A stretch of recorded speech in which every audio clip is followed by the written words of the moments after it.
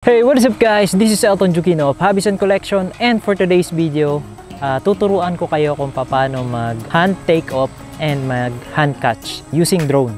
Ito, yung gamit natin is the DJI Mini 4 Pro. Papakita ko lang sa inyo guys kung paano siya ginagawa or paano yung safe na pag hand catch tsaka pag hand take off. Basically, madali lang guys. Of course, antayin natin na mag-lock yung GPS natin. So, marinig natin yung home point has been updated. Check natin yung maps natin bago tayo mag-take off. Always check that. Kailangan na nakalock yung GPS natin. Tapos, make sure na yung mapa na-check nyo na talagang nandun kayo. Yun yung common mistake ng mga drone pilot or beginner kasi nagpapalipad sila minsan na hindi pa naglalak yung GPS. So, that's the reason why we are experiencing a fly-away drone. So, yun yung cause. Paano nga ba gawin yung pag-hand take-off? So, una, of course, yung kamay natin, ito. So, laging nasa likod siya. So, hindi naman nasa, or pwede rin naman sa gitna. So, during take-off, so, I usually prepare na ayan, medyo nasa bandang likod siya.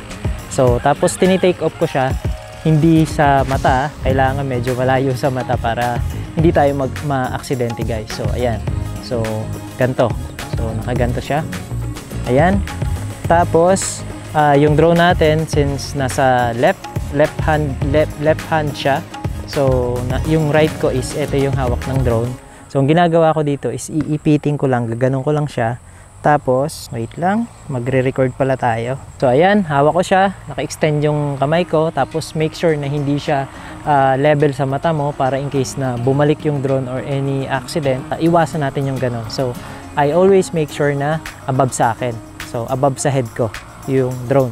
So, ayan, nandyan na siya. Tapos, eto, yung controller natin, iipitin ko siya, tapos pipindutin ko yung take off, yung arrow up na button. Pag pinindot ko yan, so lalabas yung take off. Tapos, press ko lang yan. Make sure pala guys na yung daliri nyo is hindi dito hindi nakahawak dito. So, para hindi tamaan ng propeller. So, ayan. Kailangan nasa baba. So, kailangan ganito. Ayan. Okay? So, ayan. Naka-extend na yung kamay natin. Tapos, press lang yung take off. So, ayan. Tapos, antayin lang natin and then release. Ayan. So, ganun lang siya. Okay?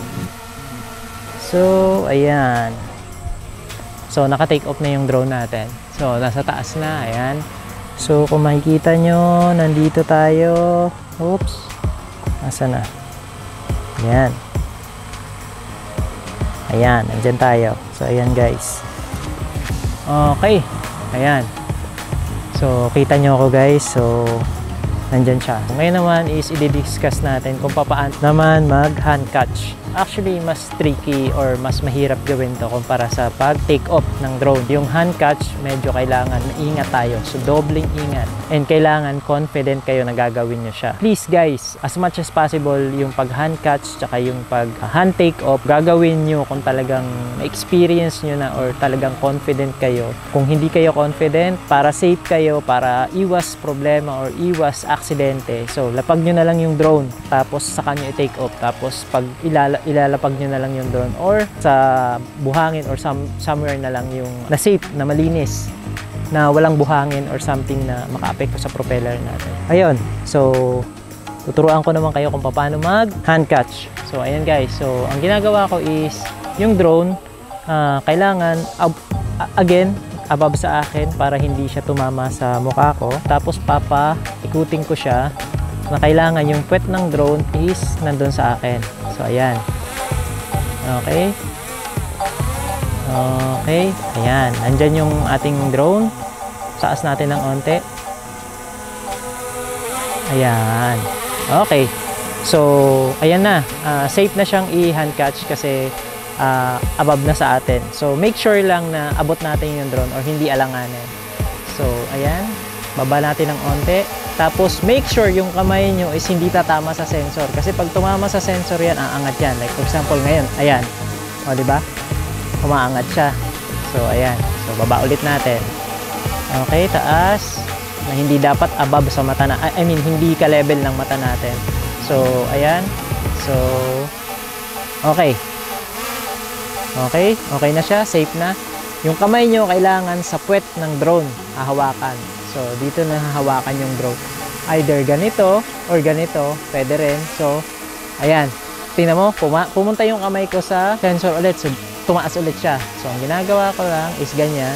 Tapos, kailangan dahan-dahan sa likod. Pag hawak nyo na, sakay, baba ng eto. So, bababa nyo lang to para mamatay yung motor ng drone natin. So, ayun. Ganun lang kasimple, guys. So, hopefully natulungan ko kayo kung paano mag-hand catch at saka mag-hand take off. Just making sure guys na wag nyong gagayahin to, or if ever man kung gagawin nyo, make sure na confident kayo at alam nyo yung ginagawa nyo. Kasi pwedeng ma-aksidente tayo.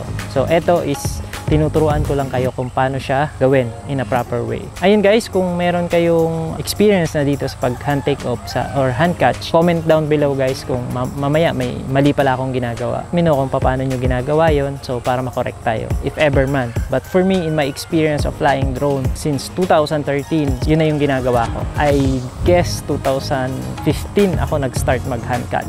Start or beginner pa lang ako, so hindi ko siya ginagawa. So ayan guys, again, don't try this at home. Kung gagayahin nyo man, make sure na confident kayo at alam nyo yung ginagawa nyo. At please make sure na safe kayo. Tapos guys, usually ginagawa lang to sa, like for example, nasa gitna kayo ng dagat, so walang mapag-take offan or mabuhangin na area or walang flat na area, bundok. So again, this is Elton Jugino of Hobbies and Collection. Thank you for watching and see you on the next one.